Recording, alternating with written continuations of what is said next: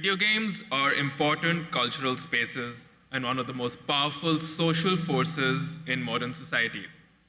But with that influence comes new challenges, as these environments have also attracted actors seeking to distort spaces intended for play.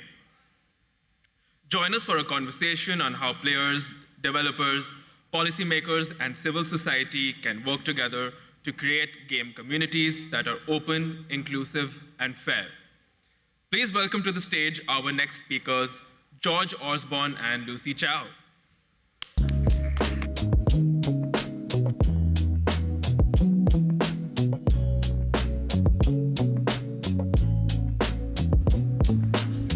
Good afternoon, everyone. How was lunch? Fulfilling, hopefully, yeah? Thank you so much for coming and listening to our conversation. This is an important one, okay? For George and I, this is our first Games for Change Festival in New York. We already know that we'll be back. The learnings, even though we have been in this space for a long time, have been really, really powerful. I'm just gonna dive right in. You know, George and we both brought up our books, we're both authors. In your book, you connect games with geopolitics. And I really love this because I discuss a lot about games as diplomatic tools. Yeah. And we'll talk more about that later on. And your background as head of campaigns and communications at UK, which is the Association for UK Interactive Entertainment, means that you can share some examples of campaigns that you're particularly proud of. And perhaps where there was a advocacy of societal interests as a whole. Absolutely. Let's start there. I mean, first of all, thank you for hosting today, and thank you all for coming along. It's a genuine pleasure to be here. Now, in terms of my background, so I'm a writer and consultant, and exactly as you said, I used to work at UK as the head of campaigns and communications, communicating on behalf of the industry. And a lot of people have asked me, well, how do you come around to writing a book about video games and geopolitics and their influence on society? And it actually started at UK, and particularly as a result of the campaigns that I was working on there and the surprising side effects that they had. So I was fortunate enough to be at UK during the COVID pandemic, and that was something that kept me busy, certainly during the middle of a major crisis. Yeah. But what happened was government very quickly realized that their traditional ways of reaching people wasn't going to work if everyone was indoors. So I ended up working with the government on a series of campaigns to put public health messaging into video games. So we worked with Cabinet Office, which is like the department of the central government, to deliver stay-home messaging to players. We worked with a variety of NHS trusts to distribute 100,000 free video games to NHS workers to say thank you for everything they did in the pandemic. And we also ran a campaign around mental health where we encouraged everyone in June 2020 to find an hour at a weekend to sit, play a video game with a friend or loved one and just ask how they were. And we saw a few months later through public polling that players in the UK were 10 percentage points more likely than the rest of Europe to say that video games connected them to people, made them feel less lonely and isolated. But to tie back to here, a couple of years later, when the war in Ukraine started, I got another message from the government, and they were asking me whether British game developers could put pro-Ukrainian messages in the Russian versions of their releases to try to influence players there. And at the time, I had to say no, because game developers had been encouraged to withdraw from the country as a result of the sanctions regime. Mm-hmm. But what that did was that led me down a rabbit hole, and over the course of 3 or 4 years, I ended up finding more evidence of games being used as a channel for influence, including an entire paper from a branch of Sweden's military, which was examining their use as a front line for information war. And so that's how I got to here, that's how I got to this thing. But I think the really important thing is to remember games are not just content, they're an information ecosystem and a social space. Right. And that gives them unbelievable power. Absolutely, and actually a microphone for social good. Yeah. Absolutely. And, you know, I want us to talk a bit about funding. I mean, obviously, our conversation is about inclusivity in games. No games would exist without the F word. So we're going to have to talk about the F word, which is funding in this case. And I myself am an investor, and I told you earlier on that here we're in a space where in the last day and a half we have met the most amazing creators, publishers, distributors of impactful games. But I am of the belief that impact and profitability are not mutually exclusive, right? But we're also hearing some amazing stories. For instance, Sarah DeWitt of PBS talked about how PBS Kids talked about how they lost their funding a year ago. I myself am from the Middle East. I've been there for almost 20 years, and we don't yet have a AAA game coming out of the region. But games are so important for us there. It's a way for us to talk about our culture. The localization of games is important. I'm very, very confident that a AAA game will be coming out of the region. However, and I'm getting to the point, yesterday someone on a panel said AAA is associated with war games. So I'm gonna use our fabulous theme of reimagining play, and I want us to talk about, let's reimagine funding, and let's reimagine AAA games as not just war games. Yeah. Can you talk more about, I think that's where we need to start. Yeah. Let's reimagine what it means to build good games. Yeah, of course. So what I would start with is to say that ultimately, video games, video game companies, and video game communities are storytellers in the end. That what is happening within that content, within those spaces, is that they are talking, that people are creating identities, and that people are forming communities. And if we are not building a funding landscape that is able to represent the true breadth of who plays, and the answer is everybody plays, that is not something that's about our traditional perceptions of who purchases video games, then there are a couple of things that happen off the back of that. The first is, as we're well aware in terms of what's gone on in the industry, is you actually end up getting a surprisingly limited pool of content, you get a limited selection of things out in the market, and you see the kind of tiredness in terms of creativity, which I think is one thing there. But I think that the really big thing is that if we are not reimagining the way that we fund things, games are ultimately, and the games industry, is weakening its cultural influence. If we are looking at the market, especially in places like America and in Western Europe, we have hit economic maturity, but what we have failed to do is translate that into cultural maturity. If we are not able to do things like lobby governments successfully to open up public sources of funding to create games that reach wider audiences or have wider impacts, if we are not able to encourage our companies, our high net worth individuals to create things like foundations, charities, scholarships, the kinds of things that ultimately build cultural capital, then what happens is twofold. We as an industry will struggle to have our voice heard, but also someone else somewhere will build that influence. And I think one of the really strong things that's come out of my research is if you look at other countries across the world, and I would say actually Saudi Arabia is a prime example of this, Crown Prince Mohammed bin Salman's willingness to invest the best part of $50 billion into video games has resulted in meaningful influence. And I think that's the story we have to think about. No, and I love it because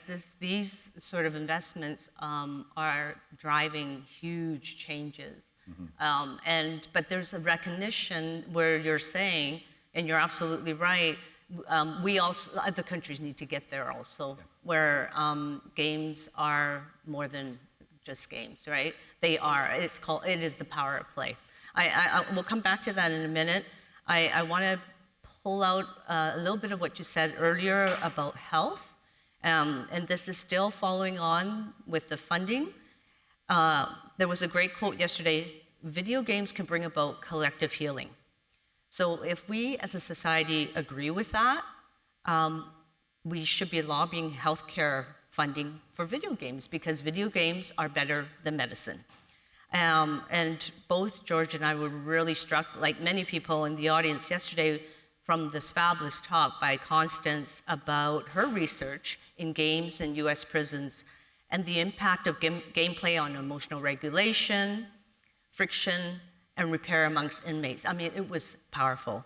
And therefore, we should be viewing games as medicine. And I also love the fact that one of the sponsors, Tencent, this year has sponsored the health and wellness track here. So what are, do you have examples perhaps that kind of mirror this belief? Yeah.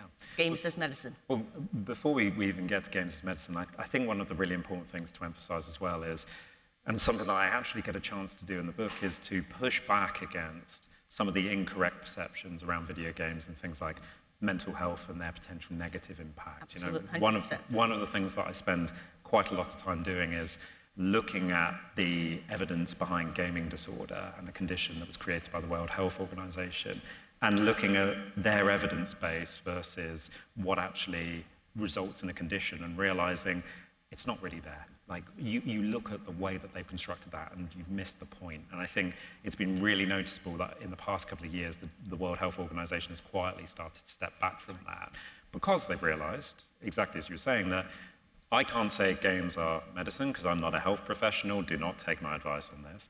But what I can say is I've seen lots of examples about the way that games can be used within medical style contexts to help people out. And that can be things like Soul Paint, which is the great XR experience created by Sarah Tico, in which people are able to express pain by painting it onto a virtual avatar of themselves, which is a fantastic source of information about chronic pain conditions, but also mental health conditions. Yeah. And I think the other biggest thing is, and I was talking to actually a doctor in the UK about this, is that they were saying one of the big changes at the National Health Service has been about trying to keep people out of the system earlier through a thing called social prescribing. So the idea of finding ways to create community, to create connection, to have fun within your local area. So far, the NHS has looked at this through sports. Yeah. One of the big things is, will they start looking at it through games? No, I love it. It's something that could have a real positive impact. Yes, no, and I mean, obviously a lot of treatment preventative is to do with depression. And we understand that if we bring levity, play, and fun into our lives, depression goes down. Anyways, bringing up the conversation that we should maybe think about lobbying healthcare providers or ministries of health to look at games in a different light. So alongside the entertainment value of games, I want us to talk about the culture that can be passed on through games. I talked about it briefly in the Middle East. I mean, we've seen so many great examples of games that showcase Persian culture, games that preserved indigenous cultures. There's a fabulous game called Afro Rhythm Futures by Dr. Lonnie Brooks, which centers on marginalized voices and how they can reimagine a future that's anti-racial. Very inspiring examples. So in this day and age when the world is really quite polarized, I'm just thinking, George, that we can just focus so much more on the positivity of games and in integrating them into the education system. Yeah. And I know you've got some background in that and inclusion in education systems. What are your thoughts around culture and games and how that can bring the world together? Sure. Well, I think especially in that context of education, I think it really leans into that question of who tells the stories via video games, because one of the things that we are seeing are more and more people from across the world being able to tell their stories of their histories and their cultures via the medium of play, because it is such an expressive storytelling experience that it can really get something across. And you see fantastic examples. I mean, I find it brilliant speaking to public policymakers about how many of them grew up playing Civilization, which you might not look at and go, well, hang on a minute, what's the value there? But it turns out that pretty much every single person who I've spoken to in British politics, at some point they have played Civ and they have learned about the world and their history through it. Yeah. But it also leads to questions about how do we make sure that players are aware that people might be trying to send them narratives that they would ideally not like to be exposed to. And one of the examples in the book looks at a Russian video game streamer who ends up working with the Wagner military group to create a modified version of Hearts of Iron 4, which ultimately ends up promoting a narrative to players in Africa that if you are in his scenario of the game, you're a power in the Sahel region. If you ally with Russia, your country at the end of the game is a free, independent state. Whereas if you ally with the US or France, you become a colony at the end of the game. And that's a very deliberate adjustment. And I think we need to make sure that when we're talking about games in an education context of saying, how do we help create resilient digital citizens in schools who have that kind of digital literacy? And again, I always want to turn it back to the positivities and the positive messages that can be put into the narratives of games, right?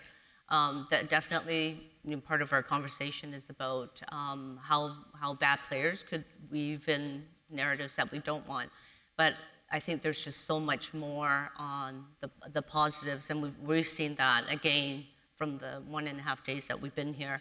I guess I also feel like, so this is where we've arrived at. Games are good. Actually, more than that, games are great for society, right? From gamers to developers, everything. There's so many exciting examples of the powerful impact that games have for our society as a whole. And I want to throw out another example, because we're also talking about inclusion. Lonnie, who I talked about earlier, by his own description is partially blind, but he also calls himself an augmented human, but he's a fabulous creator, okay? So inclusivity on the creative side, on the developing side. On my first night here, I met Jordan. I don't know if Jordan's in the room, but he's with Able Gamers. And one of his goals is to transition adapted esports into the Paralympic Games. And you're a communication specialist, George, and I think we understand the power of PR, and what it would mean if Able Gamers is able to make that happen, and what an amazing story that would be in terms of driving inclusion into games. Yeah, I mean, it would be fantastic. I'm an ambassador for Special Effects, the charity that won an award yesterday at the Games Change Awards. And they do very, very similar work. But I think the thing that's really interesting there, two very quick things. So I think the first thing is, it's a really great example of the fact that actually, and I think this has been a really big theme of this conference, is I've spoken to lots of people who've been like, does the wider world take video games seriously? Are we sure about it? And then it's like, well, here's the Paralympics, right? You know, one of those major organizations where they're all looking and going, we need to engage the next generation. We need to engage the audience where it truly is today. And actually, I think if the games industry, I've got to just be honest, it's like maybe lifts its head up, stops looking at its feet, and actually goes, we are this really culturally impactful, powerful force. If we go and speak to these organizations, they want to speak to us. They want to build relationships. But I think maybe we've been a little bit too cautious. So I love to see that. And the other very quick thing, because I know we're going to have to wrap up shortly, is just to say that so much of what's possible there in terms of that technology is just a reminder that games are a driver for innovation, not just within games, but across society at large. We do not have the society that we live in today in terms of smartphones, artificial intelligence, mixed reality, if we do not have video games first. And I think remembering that we are this innovation lab is, I think, something that's really important for us to maintain our value as a sector, our value as creators, and maintain our value within, especially during a tough time for the industry. Oh no, I love that. I think that's a fabulous takeaway in terms of our ability and our power of being storytellers. I guess I would love to wrap up with your thoughts and my thoughts on any call to action for this fabulous audience of ours. If I may, just very quickly, I'm just going to ride off of what you just said. For myself, I guess what I've realized is that you're a believer, I'm a believer, everyone in this room believes in the power of play, but what we need to do is to bring in other people in our communities. And we all have huge communities, and we need to kind of 10x we really need to add and amplify these messages outside of the communities that we already know believe in the power of play. And that means like talking to potential funders and making them understand why it's important to society to fund these amazing games. Absolutely. I literally have about 10 seconds. So all I'm going to say, and based upon my research in the book and looking at how games are a democratic, creative mean, all I would say is have the courage to tell your story. Don't compromise your story. Make sure you go out there and remember that you have the right to express your vision, that you have the right to share your experiences, and you have the right to reflect your communities. If we do all of that, that is going to be the kind of thing that grows our audience, grows our influence, and ultimately helps games be the positive force that we know they can be in civil society, and make sure that others don't co-opt them in ways we don't want to see. That's awesome. There you go, folks, how to build inclusive games. Thank you very much. Thank you for your time today.